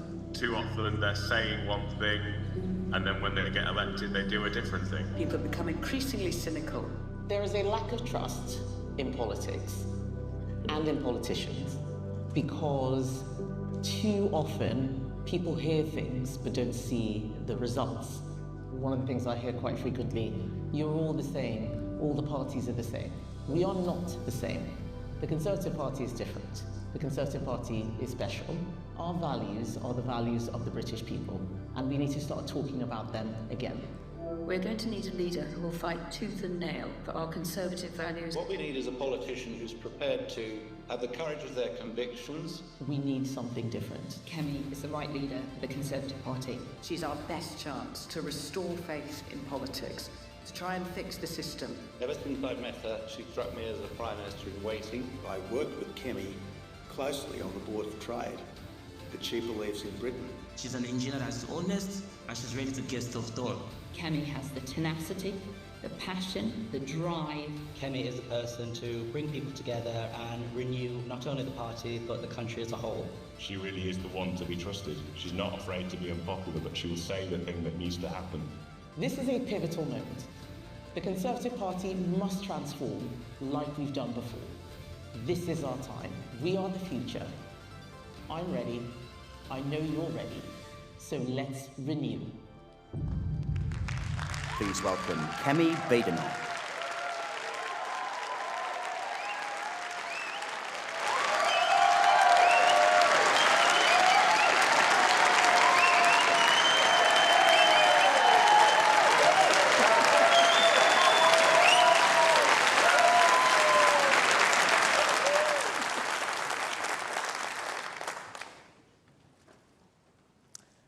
It is time to tell the truth.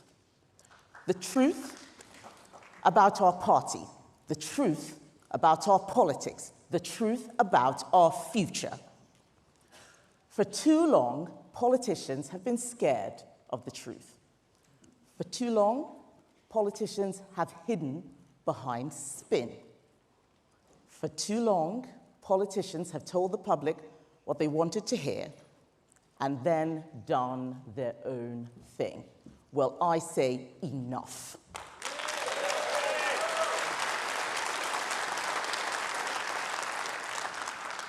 It's time to remember who we are, what we stand for, and what we want our country to be. 7 years ago, I stood on this stage, so proud to be a Conservative Member of Parliament. We had just lost our majority, but our party was still in government, and that was all that mattered. But I am no longer a bright-eyed, bushy-tailed backbencher. I am a veteran of 4 government departments and a former cabinet minister. I have seen the system from the inside. Ladies and gentlemen, the system is broken.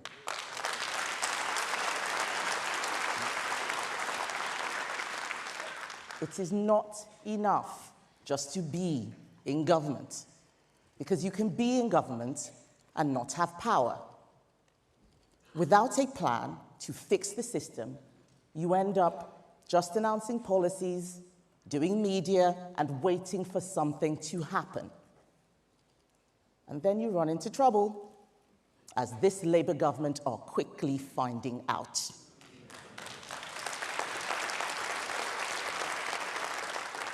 For us, it led to a reckoning, a historic defeat, worse than 1997, a defeat that could extinguish the Conservative Party. We have to get this right. We have to renew, and then we can regain the trust of the British people. Otherwise, the left will get more time to ruin our country. And they've started quickly, haven't they? I actually thought it would take them longer to fall apart. But it is clear that this Labour government will leave a mess behind. We will not manage that decline. The Conservative Party does not manage decline. The Conservative Party reverses decline.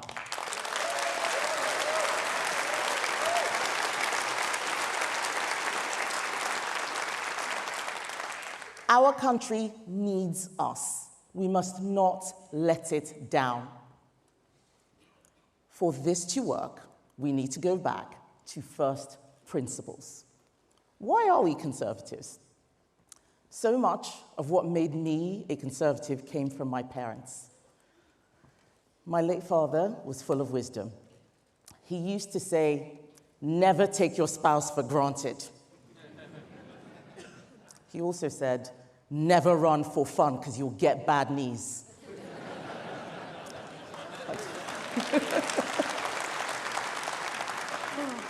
But he also taught me responsibility. He would say 80% of what happens to you is down to you. He was right. And as a GP, he taught me how to solve problems.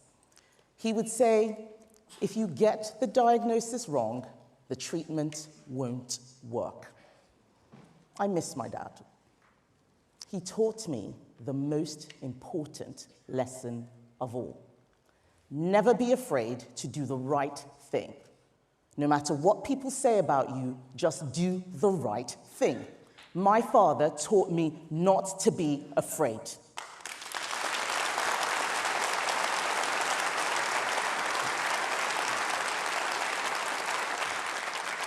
I was born here, but I grew up in a place where fear was everywhere. You cannot understand it unless you've lived it. Triple checking that all the doors and windows are locked, waking up in the night at every sound, listening as you hear your neighbors scream as they are being burgled and beaten, and wondering if your home will be next. When you've experienced that kind of fear, you're not worried about being attacked on Twitter.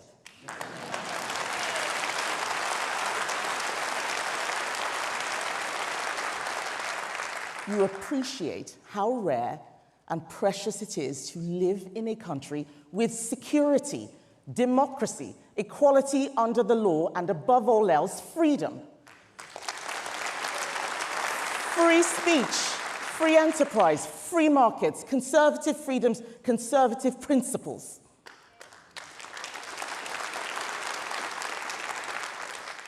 I am not a conservative because I studied politics at university. I'm an engineer. I am not a conservative because my family always voted conservative. I am a conservative because I have seen what happens when a country loses sight of those principles, and that must not happen here.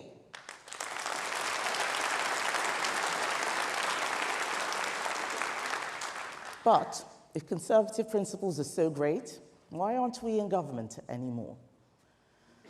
The truth is, we lost faith and stopped acting like conservatives. We stopped being leaders and became managers. We spoke right and governed left, and when we went after Labour votes, we lost our own.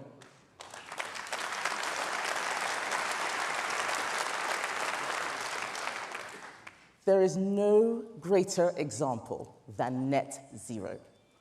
We set a target with no plan on how to meet it, just so politicians could say we were the first country to do so.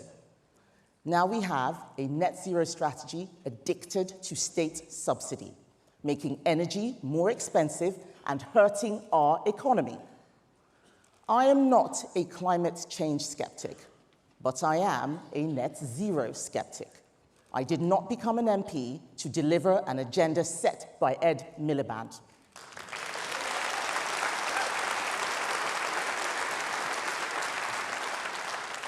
Promises must come with a plan. Plans must be based on principles. That is the conservative way.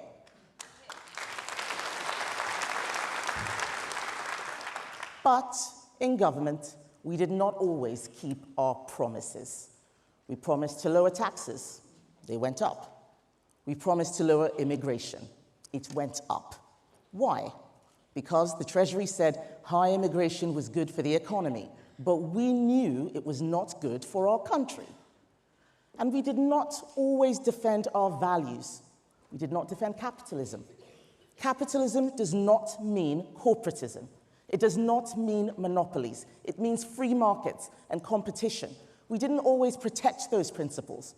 Like Labour, we raised taxes on business, corporation tax, capital gains tax, we taxed dividends, and we regulated like Labour. So instead of encouraging people to start and grow a business, it got harder and harder. Economics is not just some technical exercise. It's about people, their hopes and their aspirations. It's how we help the poorest in society. In the 80s, our party gave this country a golden age of wealth creation. Where is that now? Look at the hypocrisy of Keir Starmer and Rachel Reeves, who target savers and wealth creators while taking money from a millionaire.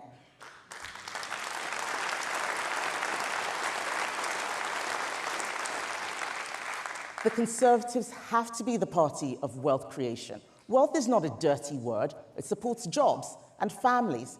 It pays for our schools and our health service. We should defend it and encourage it. We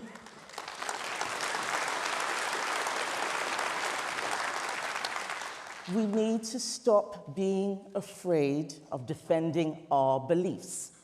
Those beliefs are needed now more than ever.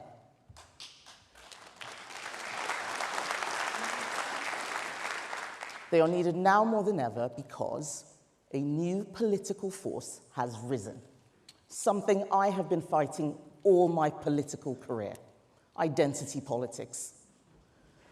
Like the 1970s, we face a battle of ideas against the left and its desire for ever greater social and economic control.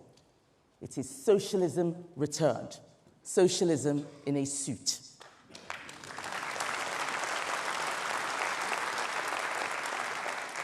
The British public knows that socialism doesn't work. They know. But if you give it a new label, you can sneak it in. You can promote class warfare under the banner of equality. You can take freedom and choice away from families by telling them that Ofsted inspection reports are unfair.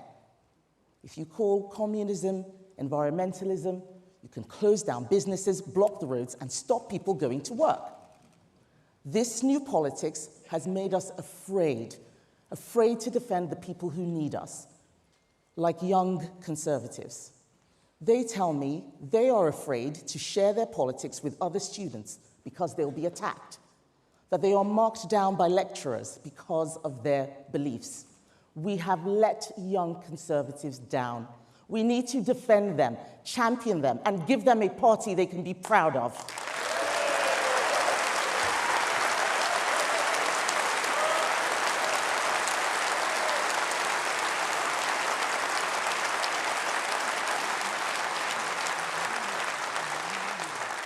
But other people need us too, like women.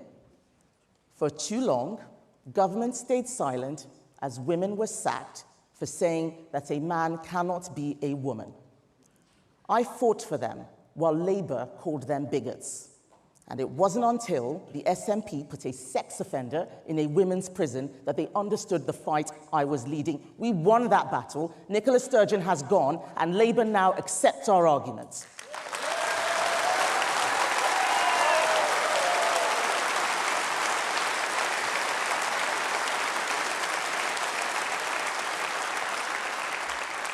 We are conservatives, elected to conserve what is great about our country.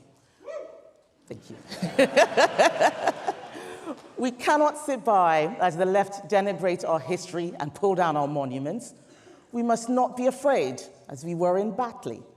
We must not be afraid to get involved, where a teacher was driven into hiding by Islamist thugs, or when the very worst crimes were committed, when young girls were groomed and raped for years in Rotherham and Rochdale, and nothing happened.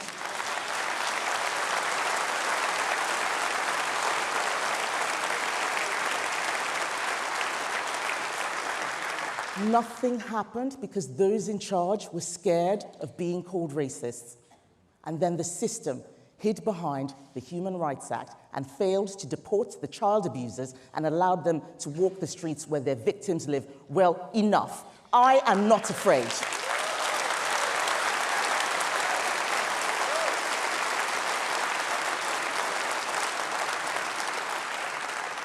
This stealthy poisoning of our society needs to stop. And let's face it, the Liberal Democrats are not going to defend our country. Unlike the left, we know right from wrong. But we allowed ourselves to be bound by aggressive identity politics, by a treasury whose rules were written by Gordon Brown, and a legal system re-engineered by Tony Blair. You may think Blair and Brown were defeated in 2010, but the truth is the left never left. It's time to make a change.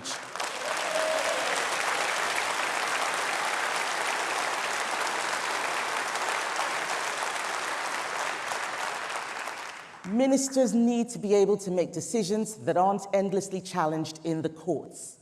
If people don't like those decisions, there are elections. If the law says the government can't deport a foreign child abuser, then the law is an ass.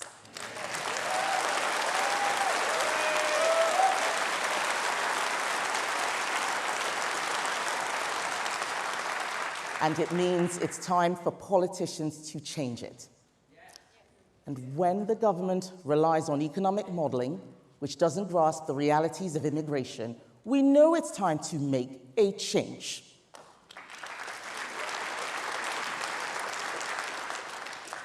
So here is what we are going to do. We are going to rewrite the rules of the game.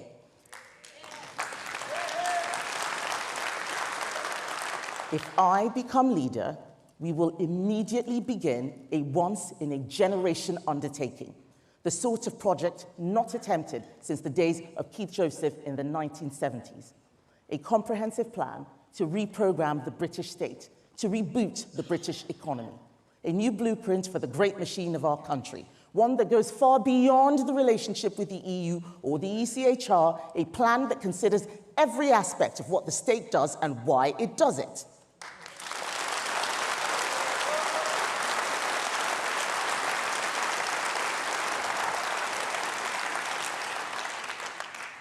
A plan built on the principles and priorities of our nation. A plan that looks at our international agreements, at the Human Rights Act, the Equality Act, at judicial review and judicial activism, at the Treasury and the Bank of England, at devolutions and quangos, at the civil service and the health service, at how we use power to give power to the British people.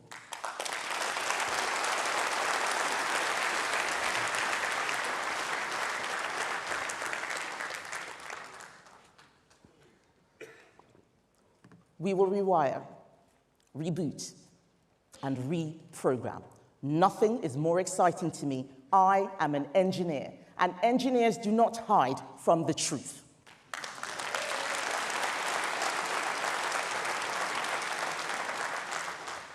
This work cannot be the work of just one woman. It has to be the work of a huge team, a team that goes way beyond Westminster. Our party is not a club or a clique. We're not just the ERG, the TRG, or One Nation. We are one Conservative party. We are a movement, a conservative movement.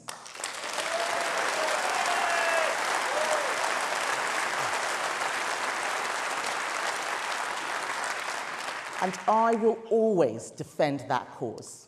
Some people say I like a fight. I can't imagine where they got that idea. But it's not true. I do not like to fight, but I'm not afraid to fight. I don't fight for the sake of fighting, but I do fight for you.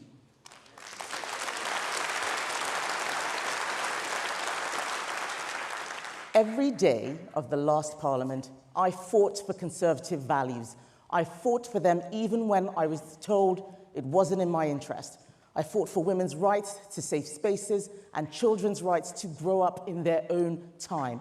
I fought against those who seek to divide our country based on race. I fought for the future of my 3 children and for your children. I will always fight against left-wing nonsense.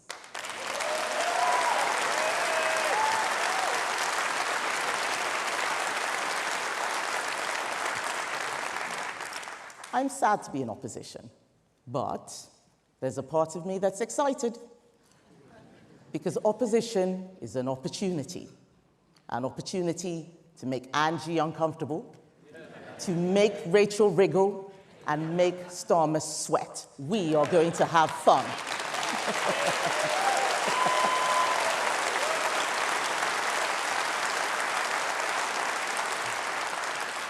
They thought that all they had to do was get us out, but they don't have a plan. they are not up to the job, they will let our country down, and we must be ready to replace them.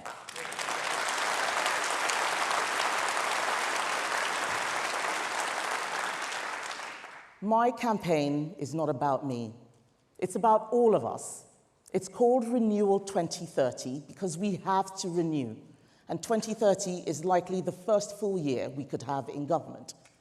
We have it in our power to make the 2030s a golden decade, a time of renewal and growth. Not just growth in GDP or GDP per capita, but growth that most people can feel. Growth in our party and our country, an age that will leave a meaningful legacy for the British people for decades to come.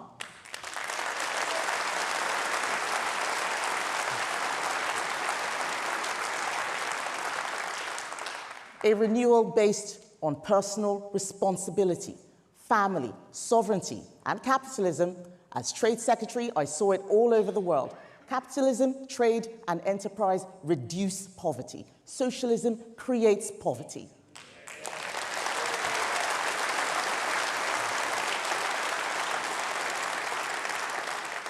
Government prides itself on growing the economy. But government does not create growth. Business creates growth. Government needs to get out of the way.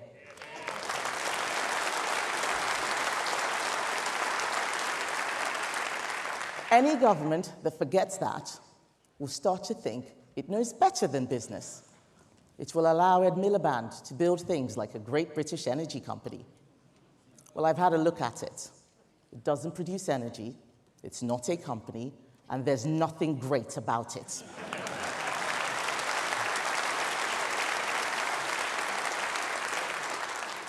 Government needs to be the servant of the market, not its master.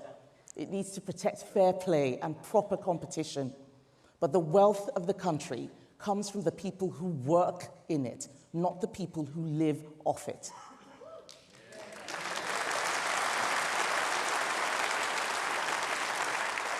It comes from the businesses built by the brilliance of those who put in the time and take the risks. We will help them to shoot for the stars.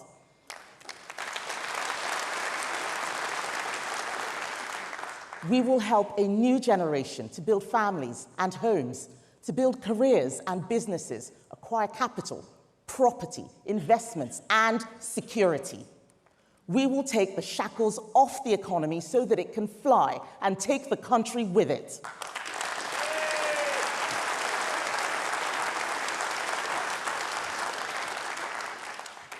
After we have picked and unpicked the damage done by this Labour government, my vision for beyond 2030 is this: for Britain to be a country where people can find a shared identity, 4 nations, but one united kingdom.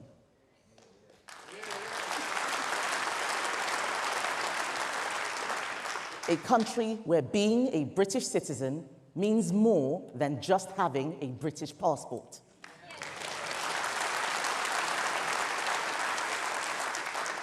A country where people can be committed to each other, irrespective of their religion or what they look like. A Britain that is friends with its neighbours, but will always proudly protect its national interests. A Britain at ease with itself, a Britain that believes in itself. And that sort of Britain can only come about because of renewed conservative principles.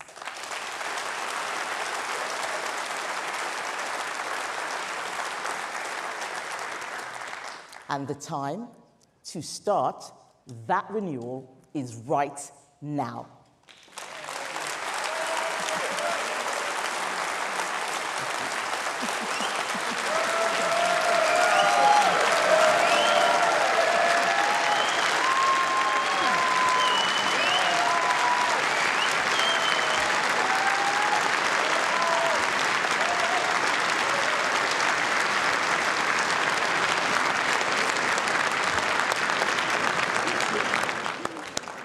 Wow. Wow. Wow. So, ladies and gentlemen, there it is. In a few weeks' time, one of our excellent candidates will be elected as the next leader of our party. And our new leader, whoever he or she is going to need to hit the ground running, starting with some big local elections in May next year. All 4 candidates have put forward a compelling vision for the future of our country based on our shared conservative values. It will be your duty, the members' duty, to consider carefully who is best placed to take us back into government again. And once our new leader is in place, we will unite behind them. We will prove once again why the Conservative Party can and should be trusted to lead our country. As we leave conference, let us commit to rebuild, renew, revitalise our party at every level together. A party united in purpose, optimistic, forward-looking and ambitious. And now, please join me in welcoming back our leadership candidates, Tom Tugendhat, James Cleverly, Robert Jenrick and Kemi Badenoch.